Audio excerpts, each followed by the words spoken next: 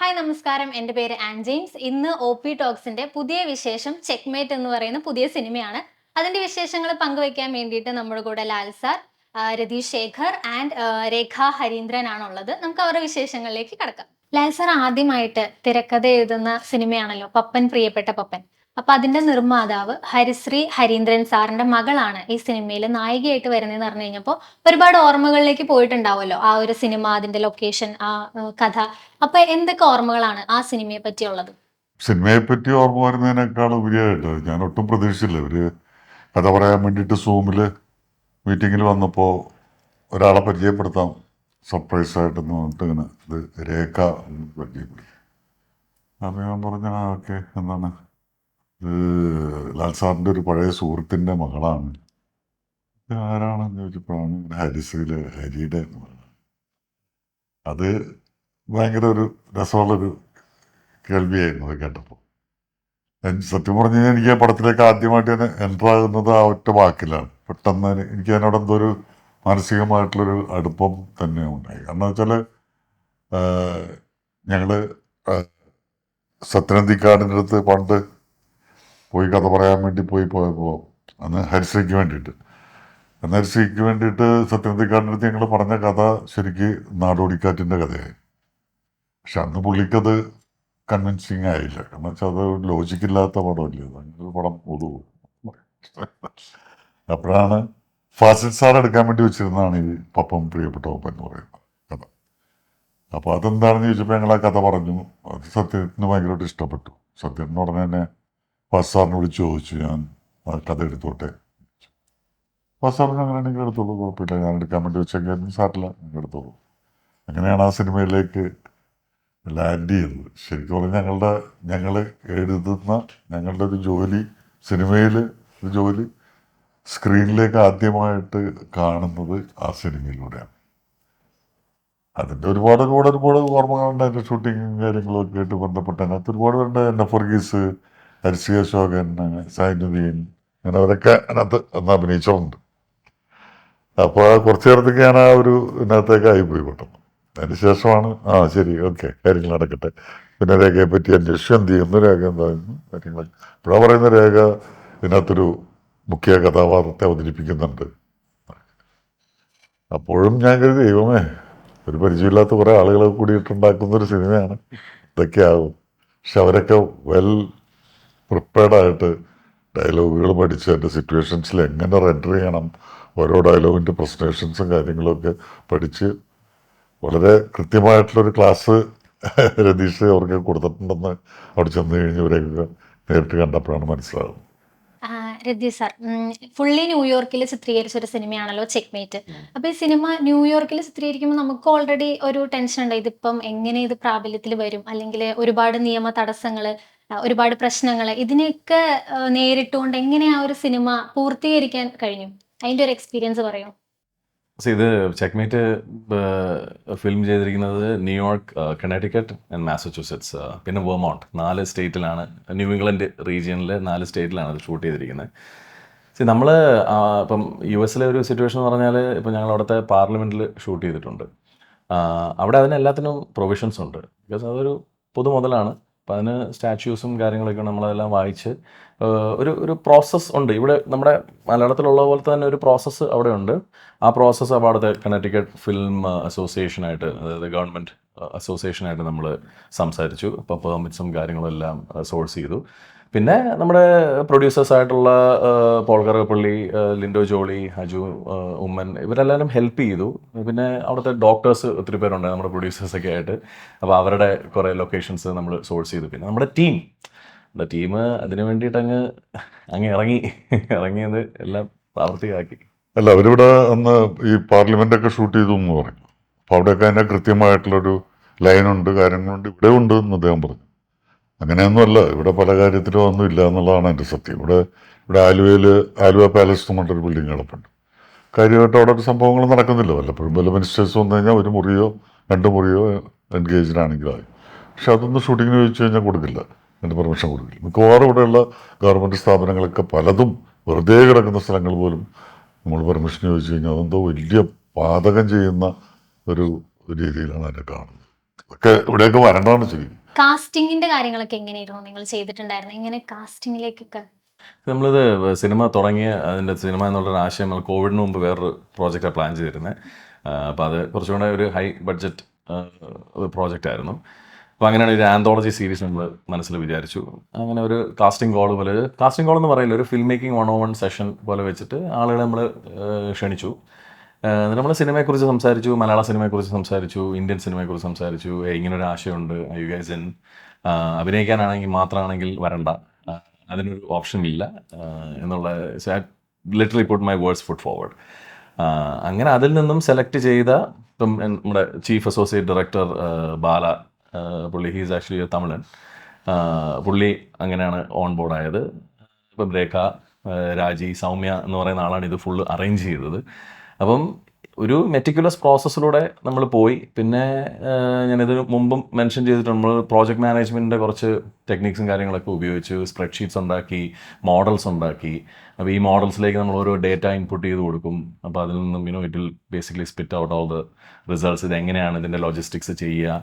അങ്ങനെ നമ്മൾ workshops start ചെയ്തു. സോ ക്ലോസ് ടു ഒരു 8 months ഓഫ് വർക്ക്ഷോപ്സ് ചെയ്തു. കാരണം ഇപ്പം ലാൽസാറിനെ, മനുവേട്ടനെ പോലുള്ള ആളുകൾ വരുമ്പം വി കാൺ ലുക്ക് ലൈക്ക് ഫൂൾസ്.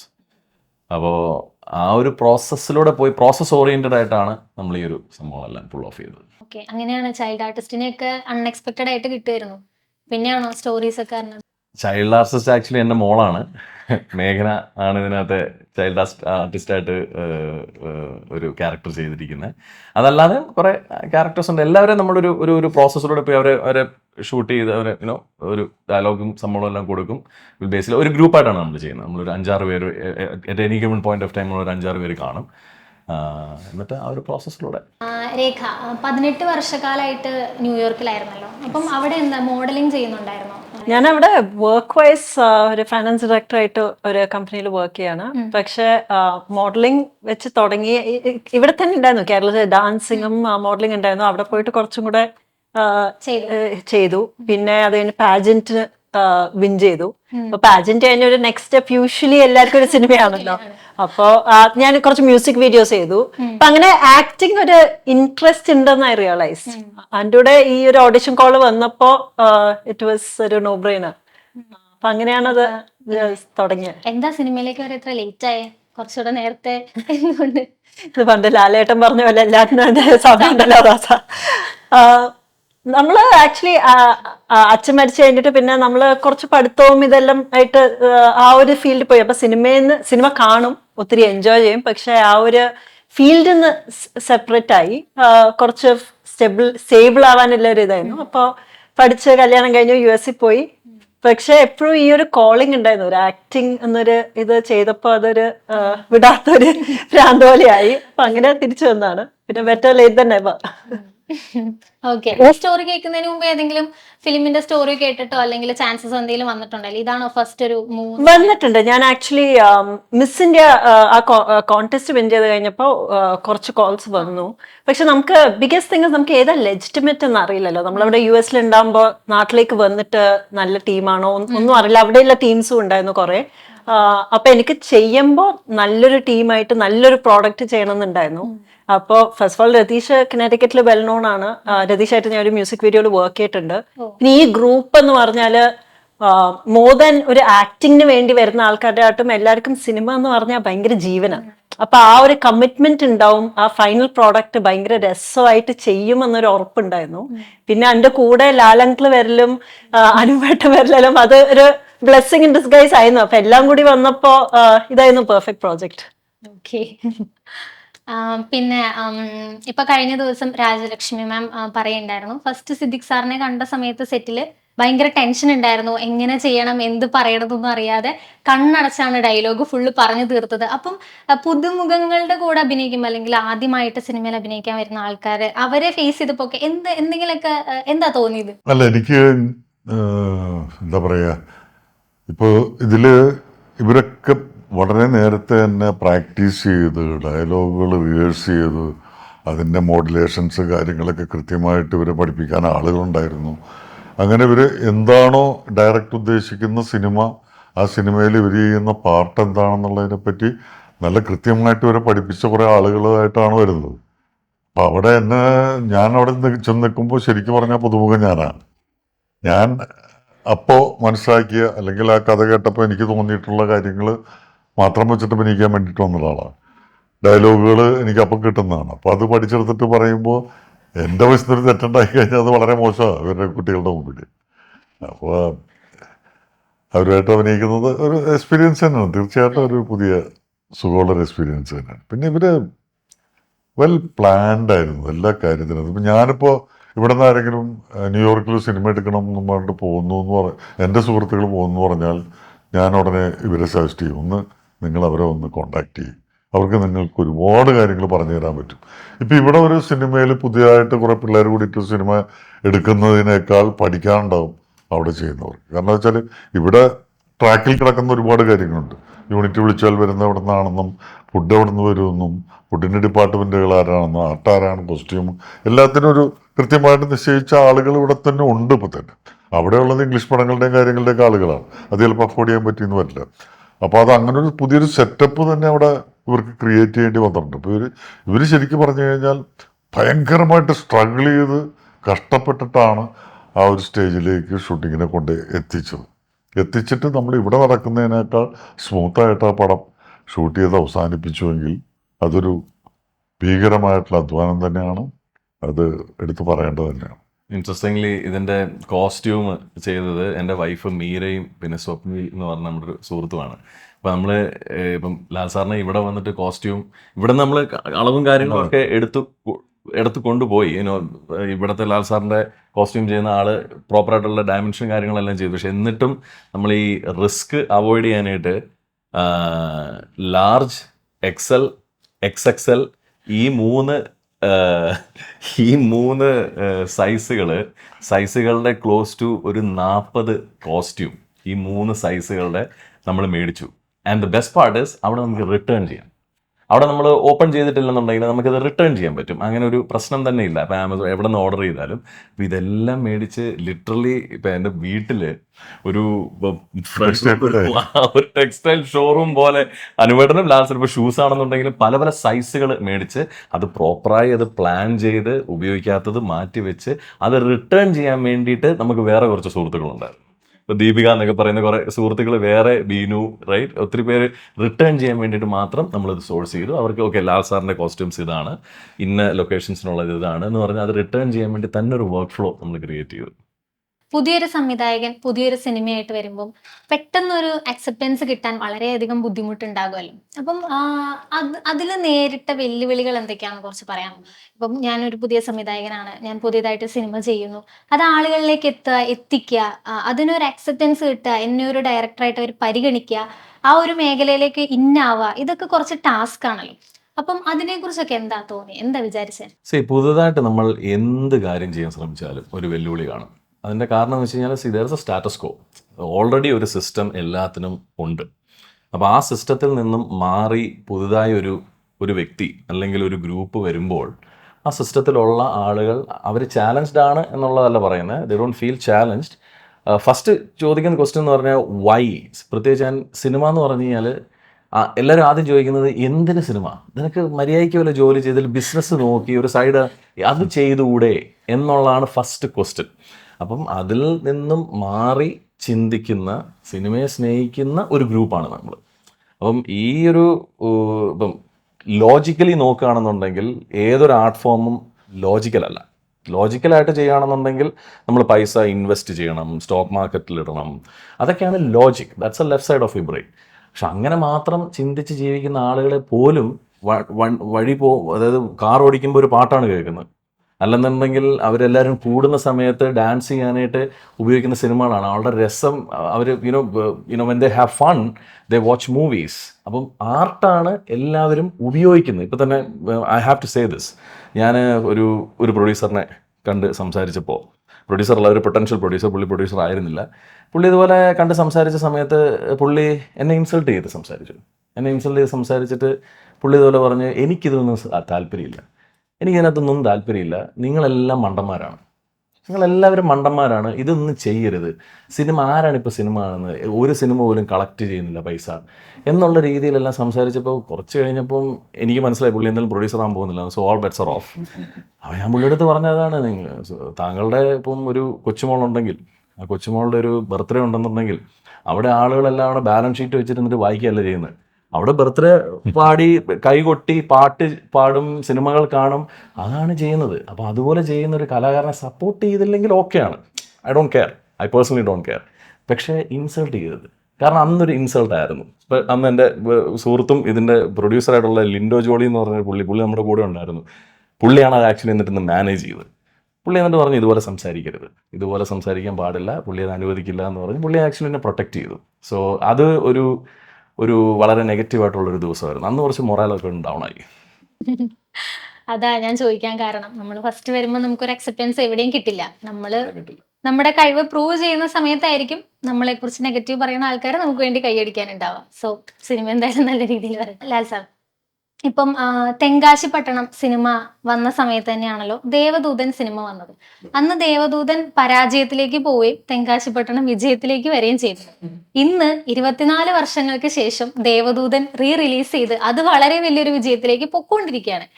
എന്താണ് അതിനെ കുറിച്ച് പറയാനുള്ളത്? അന്നത്തെ സമയത്ത് എന്തായാലും അതൊരു ഹെൽപ്പായിരുന്നല്ലോ ദേവദൂതൻ സിനിമ. ഒരു സിനിമയുടെ പരാജയം നല്ലതാണെന്നല്ല ഉദ്ദേശിച്ചത്, നമ്മുടെ സിനിമയ്ക്ക് നല്ലൊരു അക്സെപ്റ്റൻസ് കിട്ടിയല്ലോ. അപ്പം അത് 24 വർഷം കഴിഞ്ഞിട്ട് ജനങ്ങൾ പിന്നെയും ഏറ്റെടുത്ത് അത് ഭയങ്കര ചർച്ചയായി, കൂടെ തെങ്കാശി പട്ടണവും ചർച്ചയാവുന്നുണ്ട്. അതിനെ കുറിച്ച് എന്താ പറയാനുള്ളത്? അന്ന് കണ്ടിരുന്നോ ദേവദൂതൻ സിനിമ? അല്ല, അതിന് ഞങ്ങൾക്ക് തന്നെ ഉദാഹരണം പറയാനുണ്ട്.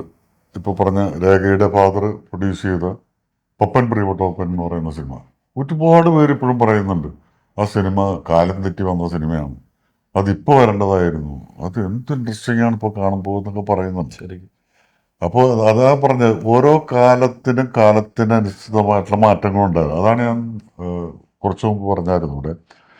ഇപ്പം അഭിനയത്തിൻ്റെ കാര്യത്തിലാണെങ്കിലും നമ്മൾ ആദ്യം ഒരു കാലഘട്ടത്തിൽ സത്യൻ മാഷിൻ്റെ അഭിനയത്തെ പറ്റി പറഞ്ഞിരുന്നു, ഭയങ്കരമായിട്ട് പറഞ്ഞു. അത് പറഞ്ഞുകൊണ്ട് നിൽക്കുന്ന ഒരാളുകൾ അവിടെ ഉണ്ട്. അതിനെ തള്ളി പറഞ്ഞിട്ട് അതൊക്കെ എന്ത് അഭിനയം പിന്നീട് വന്ന സോമൻ്റെ അഭിനയമാണെന്ന് പറയുന്ന ആളുകളുണ്ട്. അതിൽ തന്നെ സ്റ്റിക്ക് ഓൺ ചെയ്യുന്ന ആളുകളുണ്ട്.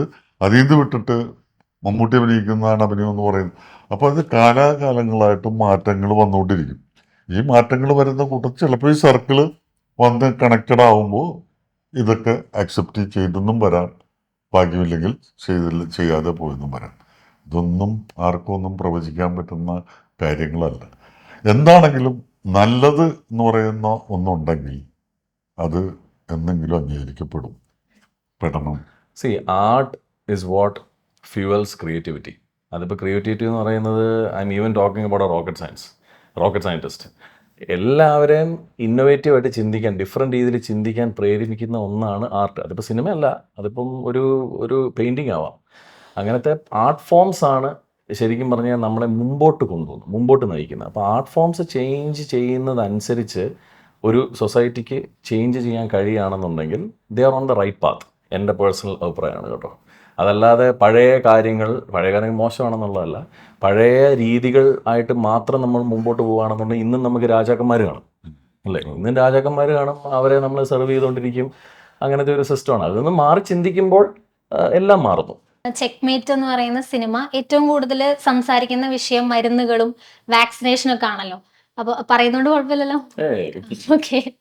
അപ്പം ആ സിനിമ ഇങ്ങനെ സംസാരിക്കുന്ന സമയത്ത് അതിന്റെ ഒരു തോട്ട് വന്നത് COVID-19 ആ ഒരു ടൈമിലാണോ ഇങ്ങനെ ഒരു തോട്ട് വന്നത് സിനിമയുടെ ആശയം? ഞാനത് ചോദിക്കുന്നതുകൊണ്ട് ഞാൻ ആക്ച്വലി വിചാരിക്കുകയാണ് മേ ബി അത് ഡയറക്റ്റ് ആയിട്ട് ചോദിക്കുകയാണെന്നുണ്ടെങ്കിൽ അല്ല, പക്ഷെ മേ ബി അതിൻ്റെ ഇൻഫ്ലുവൻസ് വന്ന് കാണും, അല്ലേ? ആ ഒരു കോവിഡ് ടൈമിലാണ് ഇങ്ങനത്തെ ആശയങ്ങൾ വന്ന സമയത്ത്. പക്ഷേ ഈ ഡ്രഗ് ട്രയൽസ് എന്ന് പറയുന്ന ഒരു കാര്യം അതൊരു ത്രെഡ് മാത്രമാണ്, അതൊരു അണ്ടർലൈൻ ത്രെഡായിട്ട് അവിടെ കിടക്കുന്നതേ ഉള്ളൂ. അവിടെ നമ്മൾ ഡിസ്കസ് ചെയ്യുന്ന, ആ സിനിമ ഡിസ്കസ് ചെയ്യുന്ന ഗ്രീഡ്, ബിട്രയൽ, ലവ്, അതുപോലത്തെ ആളുകളുടെ ഇമോഷൻസിനെയാണ് സിനിമ ബേസ്. എന്തിനാണ് ഇതെല്ലാം, ഈ ഡ്രഗ് ട്രയലും ഈ സ്റ്റോക്കും അതും ഇതെല്ലാം ചെയ്യുന്നത് എന്തിനാണ്? പൈസ ഉണ്ടാക്കാനാണ്. Why do you need money? For power. Why do you need power? So you can be relevant in the industry, right, in the society. അപ്പം അത് ഇപ്പോൾ ബുദ്ധനൊക്കെ പറഞ്ഞ സംഭവങ്ങളൊക്കെ അതൊക്കെ പറഞ്ഞ് കഴിഞ്ഞാൽ പ്രശ്നമാവും. അതൊന്നും ഒരു കാര്യമില്ല. അതായത് 7 ഫോൾസ് ഓഫ് ട്രൂത്ത് അങ്ങനത്തെ ഒരു സംഭവങ്ങളൊക്കെ ഉണ്ടല്ലോ. അതാണ് ചെക്ക്മേറ്റ് ബേസിൽ പല ആളുകളുടെ പല ഷെയ്ഡ് വെച്ചിട്ടുള്ള പല ക്യാരക്ടേഴ്സ് വന്നു പോകുന്നു. അവർക്ക് എല്ലാവർക്കും വേണ്ടത് ഒന്ന് തന്നെയാണ് എന്നുള്ള ആ ഒരു പോയിന്റ്. അതാണ് ബേസിക്കലി സിനിമ. ട്രക്ക് ട്രയലൊക്കെ എനിക്ക് തോന്നുന്ന അതിൻ്റെ ഒരു പറഞ്ഞ പോലെ ഒരു അണ്ടർലൈൻ ത്രെഡായിട്ട് അവിടെ കിടക്കുന്നതേ ഉള്ളൂ. ഇപ്പം അച്ഛൻ സിനിമ ചെയ്യുന്നു, അത് വേണ്ട വിധത്തിൽ വിജയിക്കുന്നില്ല, അപ്പൊ ഫാമിലിയിൽ നിന്നൊക്കെ കുറച്ച് നെഗറ്റീവ്സ് വന്നു എന്നൊക്കെ പറയണ്ടായല്ലോ. അമ്മയാണെങ്കിലും ഇനി സിനിമ ചെയ്യരുതെന്ന് പറഞ്ഞ് അച്ഛനെ വാൺ ചെയ്യുന്നു. അപ്പൊ അങ്ങനെ ഒരു ബാക്ക്ഗ്രൗണ്ടിൽ നിന്നും മകള് ഈ ഒരു ഏജിലേക്ക്, അല്ലെങ്കിൽ ഇത്ര കാലങ്ങൾക്ക് വർഷങ്ങൾക്ക് ശേഷം മകള് ആ ഒരു മേഖലയിലേക്ക് പോവാണെന്ന് അറിഞ്ഞ സമയത്ത് ഫാമിലിയിൽ നിന്ന് ഉണ്ടായ ഒരു ഇതെന്താണ്? സപ്പോർട്ടാണോ അല്ലെങ്കിൽ? ഫസ്റ്റ് സർപ്രൈസ് ആയിരുന്നു. ബിക്കോസ് ഞാൻ അവിടെ അധികം അമ്മയോട് സംസാരിക്കുമ്പോൾ ജോലിനെ പറ്റിയും കുട്ടികളെ പറ്റി അതെല്ലാമാണല്ലോ സംസാരം. അപ്പൊ പെട്ടെന്ന് ഈ ഒരു ഓപ്പർച്യൂണിറ്റി വന്നപ്പോ ഞാൻ പറഞ്ഞപ്പോ ആദ്യം ഒരു ചെറിയ പേടി ഉണ്ടായിരുന്നു, അറിയാത്ത സ്ഥലമെല്ലാം. പിന്നെ ലാലങ്കിളുണ്ട് എന്ന് അറിഞ്ഞപ്പോ, പിന്നെ US ഷൂട്ട് ചെയ്യുന്ന നമ്മുടെ ടീം എല്ലാരെയും അമ്മയ്ക്ക് നേരിട്ട് പരിചയമുണ്ട്. അപ്പൊ ഓക്കെ ആയിരുന്നു. പിന്നെ അമ്മേന്റെ മെയിൻ സിനിമയോടുള്ള ഇഷ്ടക്കേടല്ല അത്. നമ്മള് രണ്ട് ഗേൾസ് ആണ്, രണ്ടാളും നല്ലോണം സെറ്റിൽ ആവണം, ഫിനാൻഷ്യലി സ്റ്റേബിൾ ആയിരിക്കണം എന്നൊരു സാധാരണ പേരൻസിനുള്ള ഒരു പേടിയുണ്ടല്ലോ, അത്രേ ഉണ്ടായിരുന്നുള്ളൂ. അല്ലെങ്കിൽ അമ്മയും ഒരു ആർട്ടിസ്റ്റ് ആണ്, ഡാൻസിനും ചെയ്യാറുണ്ടായിരുന്നു. അപ്പോ നമ്മുടെ ഫാമിലി ഫുൾ ആർട്ട് ഭയങ്കര ഒരു കാര്യമായിരുന്നു. അപ്പോ അതിന് സപ്പോർട്ടീവ് ആയിരുന്നു. കുറച്ച് മാറി നിന്നു എന്നേ ഉള്ളൂ. ഒരു ചെറിയ ഈ തളച്ചുളത്തി ചാടിയ പൂച്ചന്റെ അവസ്ഥ എന്നേ പറയാൻ പറ്റുള്ളൂ. ഇപ്പൊ ഒരു സിനിമ ചെയ്യാൻ വേണ്ടി വിചാരിക്കുന്നു, സ്ക്രിപ്റ്റ് പൂർത്തിയാവുന്നു, കാസ്റ്റിംഗ് ചെയ്യുന്നു. അപ്പൊ രണ്ട് എക്സ്പീരിയൻസ്ഡ് ആയിട്ടുള്ള ആൾക്കാരിലേക്ക് സിനിമ എത്തിച്ചല്ലോ. ഇപ്പം അനൂപ് മേനോൻ സാർ ആണെങ്കിലും ലാൽ സാർ ആണെങ്കിലും അതിലേക്ക് എത്തിച്ചല്ലോ. അപ്പൊ എക്സ്പീരിയൻസ്ഡ് ആയിട്ടുള്ള ഒരു നായിക വേണം, അല്ലെങ്കിൽ അങ്ങനെ വേണം, അല്ലെങ്കിൽ പുതുമുഖങ്ങളെ വെച്ചിട്ട് ചെയ്യുന്നതിലും അങ്ങനെ ഒരു എക്സ്പീരിയൻസ്ഡ് ആയിട്ടുള്ള നായിക വേണം എന്നൊരിക്കൽ പോലും വിചാരിച്ചില്ലേ? നായകന്മാർ മാത്രം എക്സ്പീരിയൻസ്ഡ് ആയിട്ടുള്ള ഒരു മതിയോ? സത്യം പറഞ്ഞാൽ അറിയില്ല, അങ്ങനെ വിചാരിച്ചിട്ടില്ല എന്നുള്ളതാണ് എൻ്റെ സത്യം. കാരണം എനി വൺ കൻ ആക്ട് എന്നുള്ള സംഭവത്തിൽ വിശ്വസിക്കുന്ന ഒരാളാണ് ഞാൻ, റൈറ്റ്? ഇപ്പോൾ പെട്ടെന്ന് ജാക്കി ചാനായിട്ട് അഭിനയിക്കണം എന്ന് പറഞ്ഞാൽ നടക്കില്ല. കാരണം മാർഷൽ ആർട്സ് എന്ന് പറയുന്ന ഒരു സ്കില്ലാണ്. പെട്ടെന്ന് എന്നോട് ഭരതനാട്യം ചെയ്യണമെന്ന് പറഞ്ഞാലും നടക്കുന്നത് അതൊക്കെ മോഹൻലാലിനെ പോലുള്ള ആളുകൾക്കേ പറ്റുള്ളൂ, റൈറ്റ്? അതെല്ലാം നോക്കുകയാണെന്ന് നമ്മൾ റിയൽ ആയിട്ടുള്ള ക്യാരക്ടേഴ്സിനെ നോക്കുകയാണെന്നുണ്ടെങ്കിൽ എല്ലാവർക്കും ആക്ട് ചെയ്യാൻ പറ്റും. അതിന് പ്രോപ്പറായിട്ടുള്ള ഒരു ഗൈഡൻസ് വേണം.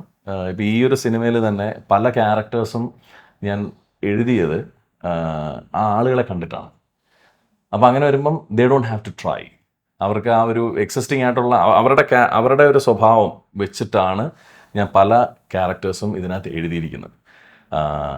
പിന്നെ പ്രോപ്പറായിട്ടുള്ള വർക്ക്ഷോപ്പും കാര്യങ്ങളും ചെയ്ത് കഴിഞ്ഞാൽ എനി വൺ ക്യാൻ ആക്ട്. പിന്നെ ഈ പറയുന്ന ഏതൊരു ആക്ടറും ആക്ട്രസസുമാരും അവരെല്ലാം വന്നത് ഒരു പുതുമുഖമായിട്ടല്ലേ.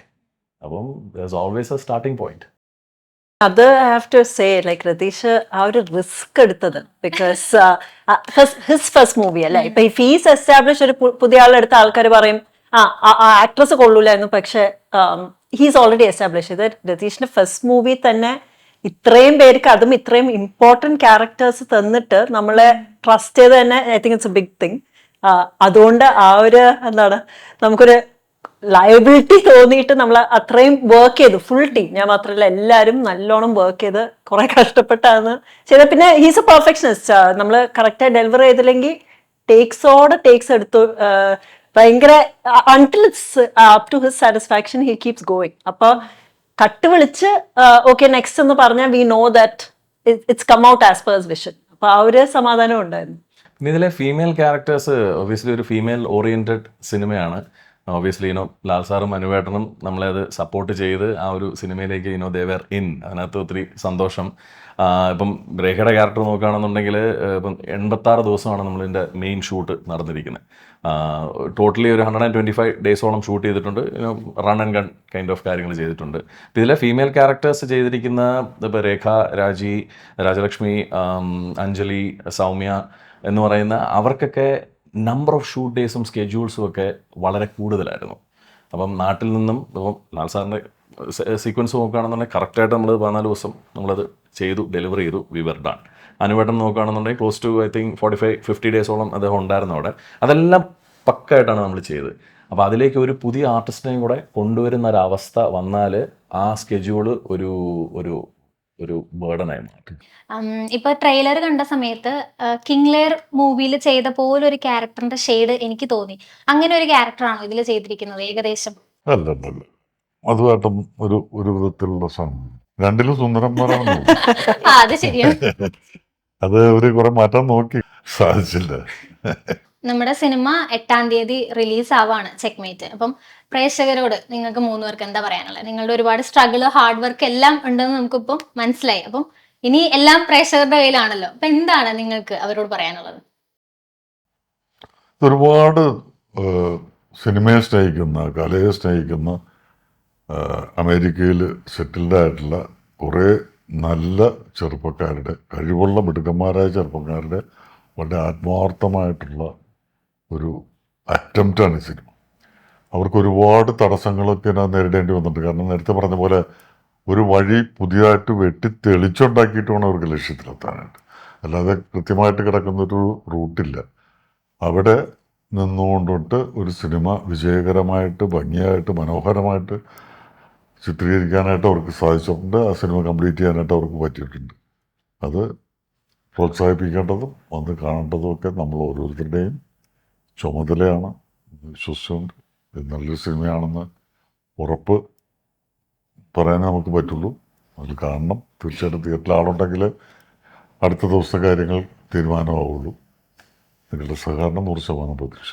നിങ്ങളുടെ ടീമിന്റെ ഒരുപാട് റീല് കാര്യങ്ങൾ പോകുന്ന സമയത്ത് അതിന് കമന്റുകൾ വരാറുണ്ട്, അമേരിക്കൻ ജാഡ ടീം എന്നൊക്കെ പറഞ്ഞിട്ട്. അവരോട് എന്താ പറയാനുള്ളത്? അമേരിക്കൻ ജാടയൊന്നുമല്ല, നമ്മൾ പച്ച മലയാളികളാണ്. ഞാനിവിടെ NSS കോളേജിലാണ് പഠിച്ചത്. ഇവിടെ അല്ല, ഇതിന് അവർ മറുപടി പറയുന്നതിനേക്കാൾ ഞാൻ മറുപടി പറയുന്നതായിരിക്കും. കാരണം ഞാനും ഈ പറഞ്ഞ മലയാളികളുടെ കൂട്ടത്തിൽപ്പെട്ട ഇവിടുത്തെ ആളാണല്ലോ.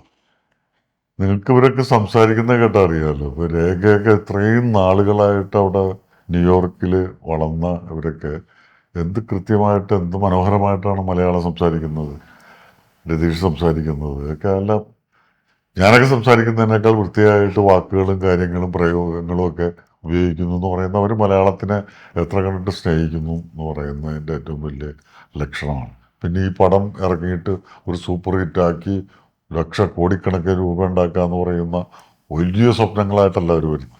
ഇതൊരു എല്ലാവരും ഇഷ്ടപ്പെടുന്ന ഒരു നല്ല സിനിമയാക്കണം എന്നുള്ള ആഗ്രഹത്തോട് വന്നിരിക്കുന്ന കുറേ നല്ല ചെറുപ്പക്കാരാണ്, മിടുക്കന്മാരായിട്ട് ചെറുപ്പക്കാർ. അതിനെ ജാട എന്നൊക്കെ പറഞ്ഞു കഴിഞ്ഞാൽ എന്താ പറയുക. ഇനി സംവിധാനത്തിലേക്ക് അല്ലെങ്കിൽ എഴുത്തിലേക്കൊക്കെ കടക്കുന്നുണ്ടോ, അല്ലെങ്കിൽ ആക്ടിങ്ങിൽ തന്നെ ഫോക്കസ് ചെയ്യാനാണോ തീരുമാനം? അങ്ങനെ തീരുമാനങ്ങളൊന്നുമില്ല. നമ്മൾ തീരുമാനങ്ങൾ എടുത്തിട്ടും കാര്യമില്ല. അടുത്ത ഒരു 4 പടത്തിൽ ഹീറോ ആകാൻ തീരുമാനിച്ചിട്ട് കാര്യമില്ല. ഹീറോ ആക്കണ്ട ആരെങ്കിലുമൊക്കെ. അപ്പം അങ്ങനെയൊന്നുമില്ല. അതായത് സംവിധാനം ചെയ്യാനായിട്ട് തൽക്കാലം ഉദ്ദേശങ്ങളില്ല. ചില ഭയങ്കരമായിട്ട് സ്ട്രെയിനാണ്. ആവശ്യത്തിൽ കൂടുതലൊക്കെ ജോലി ചെയ്തിട്ട് ആത്മാർത്ഥമായിട്ട് വർക്ക് ചെയ്തിട്ടെന്നൊക്കെ വിശ്വസിക്കുന്നു. പിന്നെ നല്ല മിടുക്കന്മാരായുള്ള ചെറുപ്പക്കാർ വരുന്നുണ്ട്, നല്ല ചിന്തകൾ വരുന്നുണ്ട് പുതിയതൊക്കെ. അതൊക്കെ ഉണ്ടാകട്ടെ.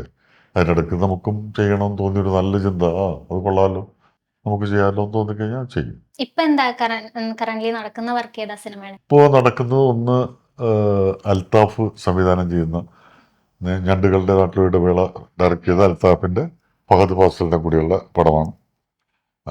അതിൻ്റെ ഷൂട്ടിംഗ് നടന്നുകൊണ്ടിരിക്കുന്നു. അത് കൂടാണ്ട് മാരി സെൽവരാജിൻ്റെ ബൈസൺ എന്ന് പറയുന്നൊരു പടമുണ്ട്, വിക്രത്തിൻ്റെ മകനുമായിട്ടുള്ളത്. അത് നടക്കുന്നുണ്ട്. തെലുങ്കിലൊരു പടം, അതിൻ്റെ പേര് നിതിൻ എന്ന് പറയുന്നൊരു നടൻ ഹീറോ ആയിട്ട് അഭിനയിക്കുന്ന ആ പടം നടക്കുന്നുണ്ട്. പിന്നെ 2 തമിഴ് പടങ്ങൾ പാരലായിട്ട് നടന്നുകൊണ്ടിരിക്കുന്നുണ്ട്. മലയാളം 2 തുടങ്ങുന്നുണ്ട്. അതിനൊക്കെ ഇരിക്കുന്നു. ഇതെല്ലാം ഇങ്ങനെ ഗ്യാപ്പിട്ടാണ്. അല്ലാതെ നാളെ അതിന് പോയിട്ട് മറ്റന്നാൾ അതിന് പോയിട്ടില്ല. സമാധാനമുണ്ട്.